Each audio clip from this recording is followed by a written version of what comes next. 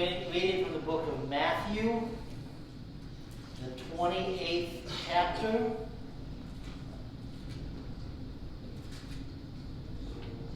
Beginning with the 16th verse.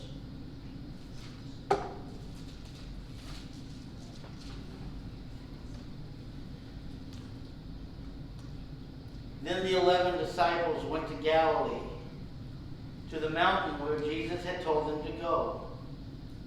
When they saw him, they worshipped him, but some doubted.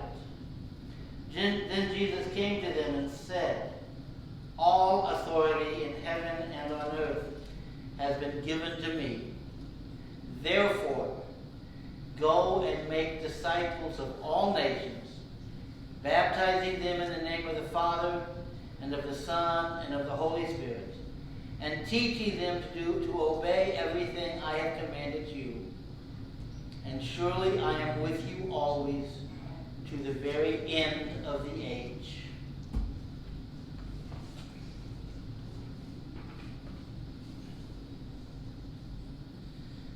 So, about 2,000 years ago, Jesus gave his disciples a command. Go into all the world. Make disciples of all nations. Teach them to obey everything I have commanded you.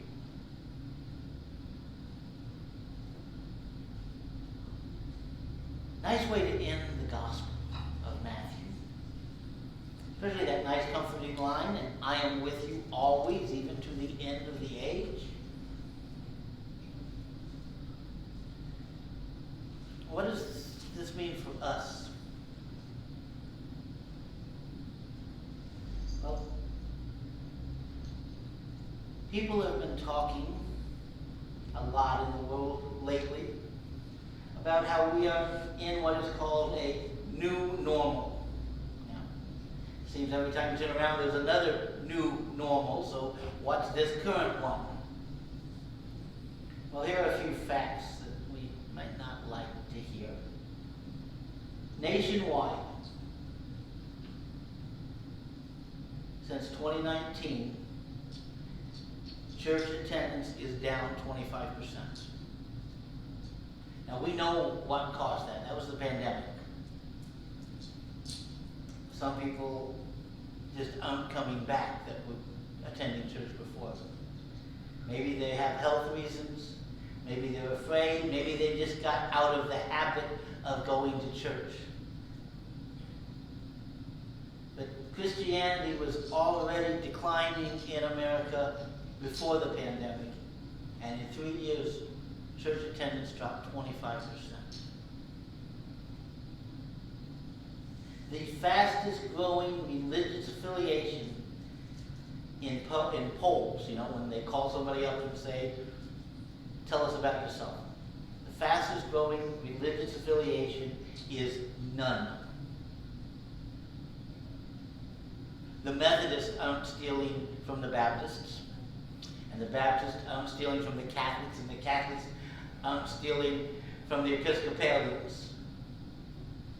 They're all declining, but the group that's growing is those who say, "I have no religious affiliation."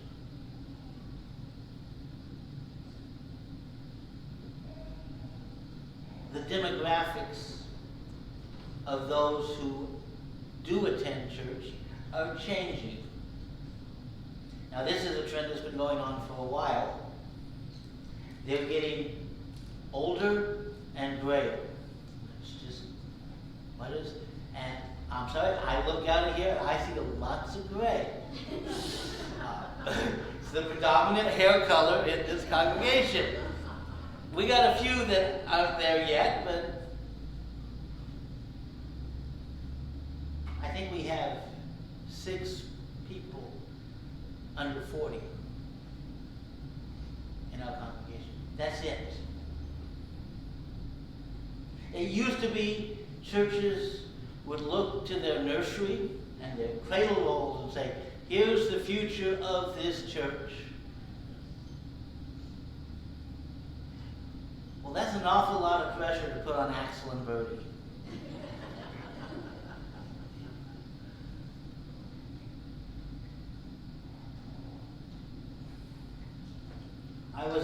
church and I preached a sermon, and in the sermon I asked, do you care what happens to this church after you die?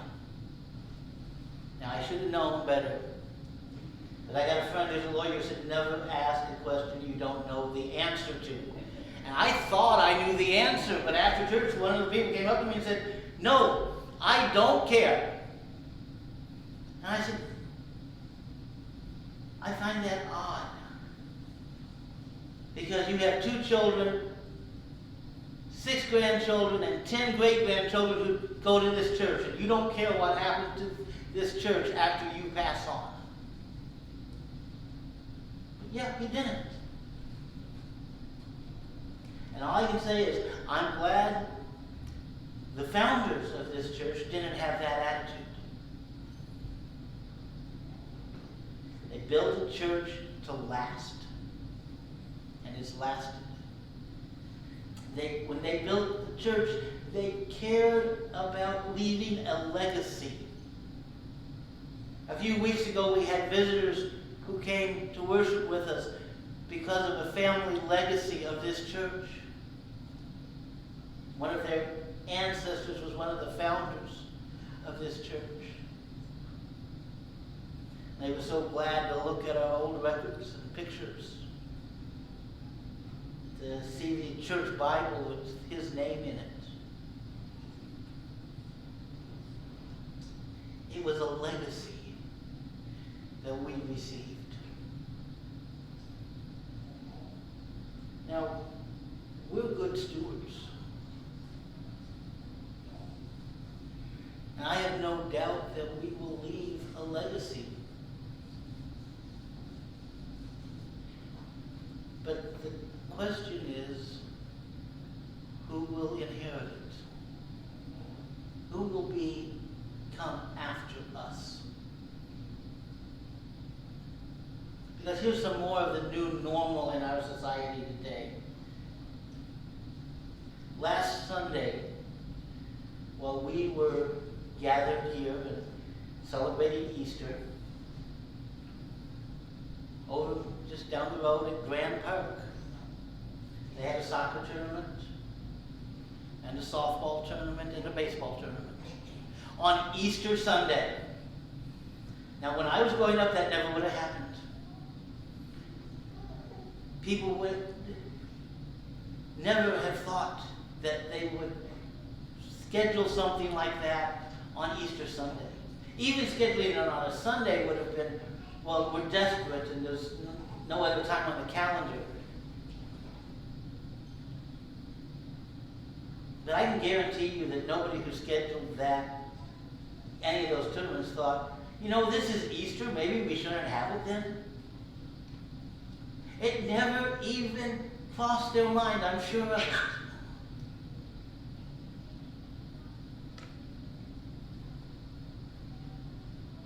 Young people today, many of them are turned off by Christianity, and what turns them off most of all are religious leaders who get involved in politics. And they look at their politics and they look at what they profess to believe and they say, I don't see how this follows from this. This is the world we live in. This is the crisis that we find ourselves at right now as a church. And yes, it's a crisis. If you care about the future of this church after you pass on, it is a crisis. Because many of us don't have all that many years left. We may not want to think about that, but when we stop and think about that, we realize it's true.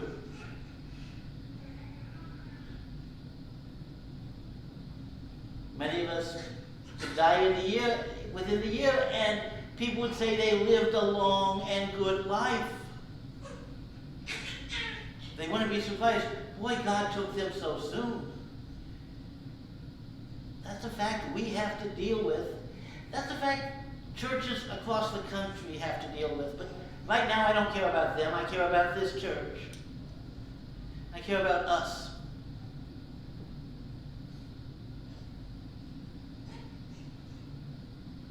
And I care that the legacy of this church continues and that there is someone to leave it to besides Axel and Bertie.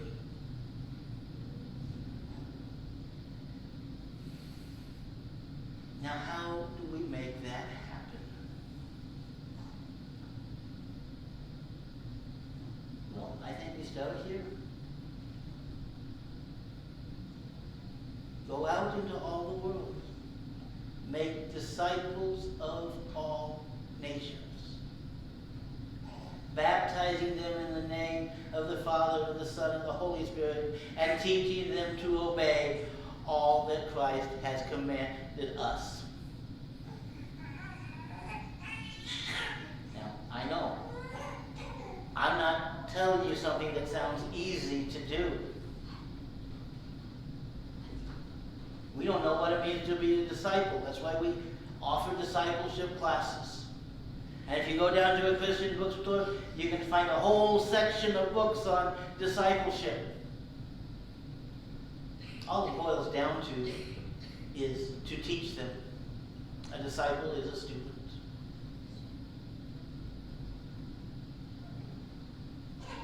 We grew up in what I call the Field of Dreams era for churches. You know that baseball movie, Field of Dreams, where he hears the voice that says, if you build it, he will come. And so we built churches and people came. And that was all we needed to do. That era is gone. And is not coming back. At least not anytime soon. People today need a reason to come to church.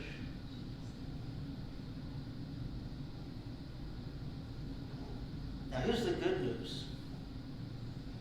When you ask people who have recently started coming to church, what brought them to church? Why did they change their lifestyle and make attending church important again? The number one answer: someone invited me. That's it. People come to church more often when they're invited than when they're not. Now, is that really a surprise? I don't think so. I don't show up at anybody's house uninvited. Or at least not without calling ahead and saying I'm going to be there. Why do we seem so surprised? That's it. We act like, oh, people don't want to be invited. Maybe they don't. And you know what will happen if you invite somebody to church and they don't want to come? They won't come. That's it. It's not that terrible a thing. It may be for them, it's not for you. And you know what you can do when you invite somebody to come and they don't come? You can invite someone else. It's not that hard.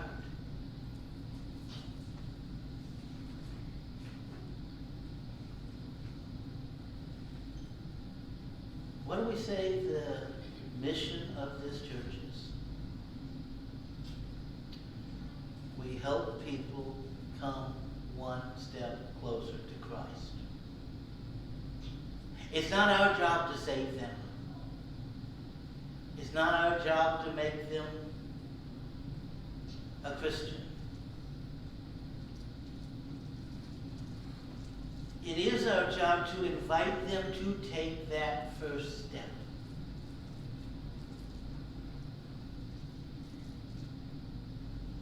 Now, I know for some of you, inviting somebody to come to church might still be difficult, and if it is, I have a first step for you. We record most of the services.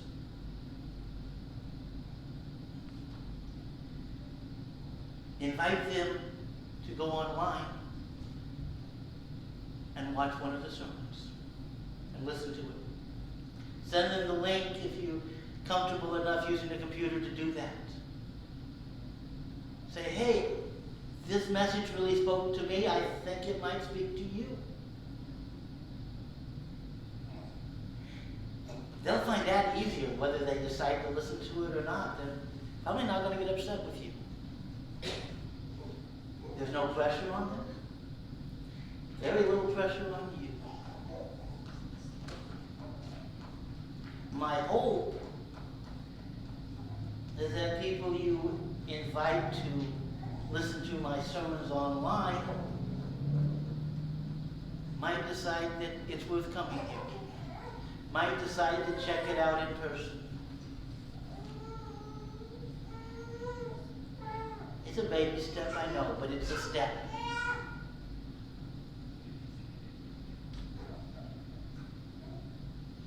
But if we care about the future of this church, if we care that there's someone to inherit the legacy of this church, these are steps we have to take. We cannot depend upon our nursery and our cradle roll to take this church into the future. We must bring people in.